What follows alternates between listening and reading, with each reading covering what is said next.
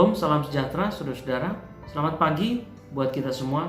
Saya percaya kita semua pagi ini bangun dalam keadaan baik dan kita semua telah siap untuk beraktivitas di hari ini. Semoga Tuhan memberkati dan menyertai kita dalam setiap aktivitas dan juga segala kesibukan kita di hari ini. Saudara, ada sebuah ungkapan, tak ada gading yang tak retak, yang berarti tak ada seorang manusia pun yang sempurna di muka bumi ini. Setiap kita pernah atau bahkan selalu melakukan kesalahan, tetapi Tuhan mau mengampuni kesalahan-kesalahan itu. Sayangnya, meski kita telah diampuni, kita cenderung sulit untuk mengampuni sesama-sesama kita. Sementara itu, jika kita melakukan kesalahan, kita juga cenderung untuk menutupi kesalahan-kesalahan kita itu. Pagi ini kita sama-sama akan membahas bagian selanjutnya yang ada di dalam Matius pasal 6. Ayat yang ke-12. Di sana dikatakan, ampunilah kami akan kesalahan kami seperti kami juga mengampuni orang yang bersalah kepada kami. Kata kesalahan dalam bahasa aslinya adalah opheilema, yang artinya adalah hutang. Opheilema adalah penggambaran dosa yang merupakan hutang di hadapan Allah dan hanya Allah yang sanggup menghapuskannya.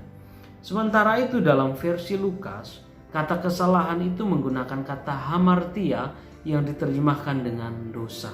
Arti sebenarnya adalah meleset dari sasaran, bertindak keliru dan melanggar hukum Allah. Permohonan doa ini, saudara, itu mengandung dua konsekuensi besar.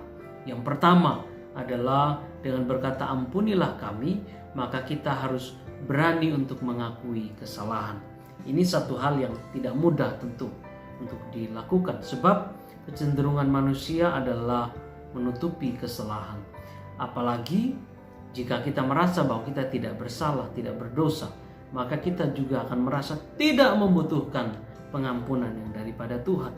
Sehingga jika ini yang terjadi, maka kesalahan yang sama akan terus-menerus kita lakukan dalam kehidupan kita. Oleh karena itu, saudara-saudara, konsekuensi pertama dari ampunilah kami itu adalah berani mengakui kesalahan.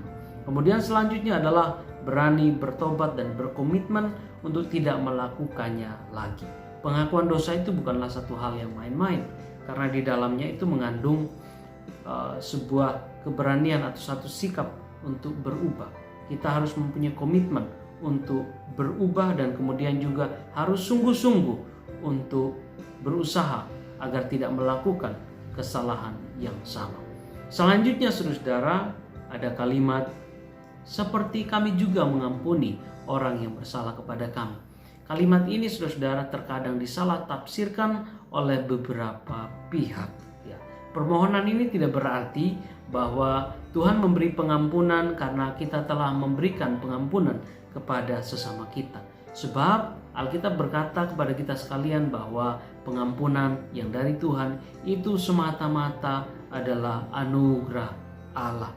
Ini juga tidak berarti, saudara, bahwa Tuhan akan mengampuni seperti atau sebanding dengan kesediaan kita untuk mengampuni sesama kita.